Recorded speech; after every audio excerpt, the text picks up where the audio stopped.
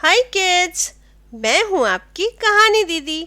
और आज जो कहानी मैं आपको सुनाने वाली हूँ उसका नाम है जादुई आंसू। तो शुरू करते हैं आज की कहानी। रश्मि परी परीलोक की सबसे दयालु परी थी। दयालु यानी कि काइंड। रश्मि परी धरती की सैर करने की बेहद शौकीन थी। धरती की हरियाली उसका मन मोह लेती थी। वह हमेशा कहती, धरती भी परीलोक से कम है क्या?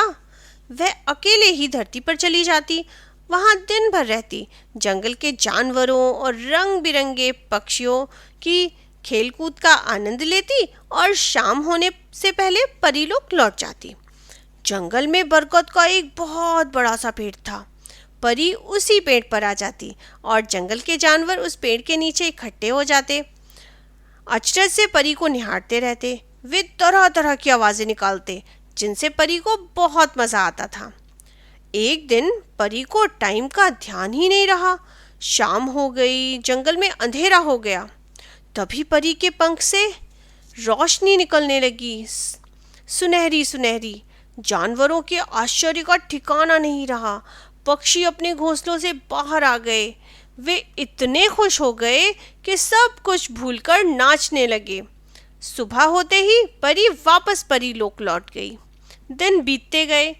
एक दिन परी ने महसूस किया कि जानवर अब उतनी संख्या में बरगद के पेड़ के नीचे नहीं आते हैं। जंगल की हरियाली भी कुछ कम दिख रही थी उसको। पता लगाने के लिए उसने जंगल की सैर करने का डिसाइड किया। जब उसने जंगल में सैर करते हुए देखा कि कई हरे भरे पेड़ कटकर जमीन पर गिरे हुए हैं, वह घबराने लगी। अगर जंगल में हरियाली ना हुई तो पशु पक्षी कम हो जाएंगे, फिर वह यहाँ आकर क्या करेगी? एक दिन तो ऐसा हुआ कि बरगद के पेड़ के नीचे एक भी जानवर नहीं आया। रश्मि परी की आंखें डबडबाईं, उसकी आंखों में आंसू आ गए। तभी कुछ मनुष्य हाथों में हथियार लिए बरगद के पेड़ के नीचे आकर लेट गए।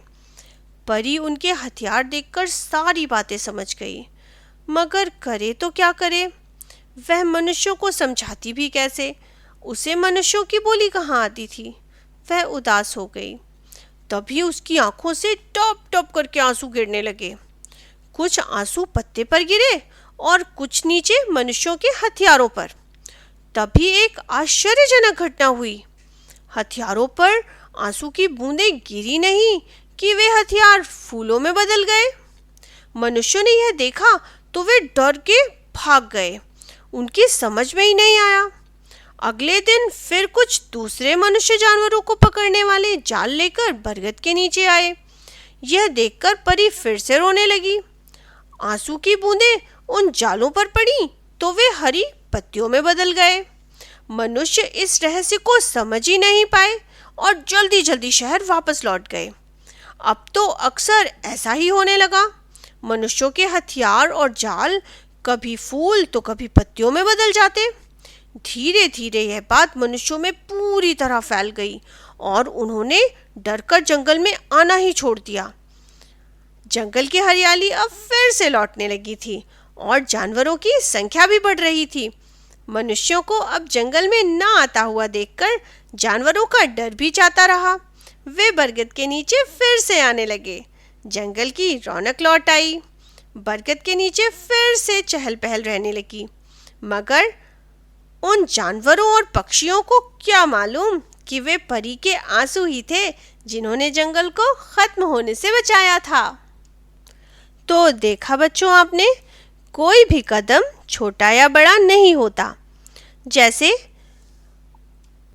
हमारा ऑब्जेक्टिव कितना भी बड़ा क्यों ना हो, हम छोटे छोटे से स्टेप्स को फॉलो करके उसे ज़रूर पा सकते हैं।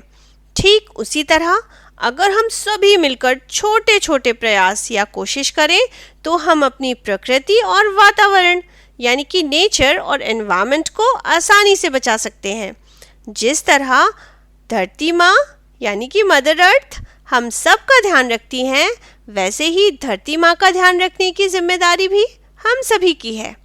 आज के लिए बस इतना ही। मिलती हूँ अगली बार एक नई कहानी के साथ। अगर आपको आज की कहानी पसंद आई हो तो इस कहानी को लाइक और शेयर ज़रूर करें।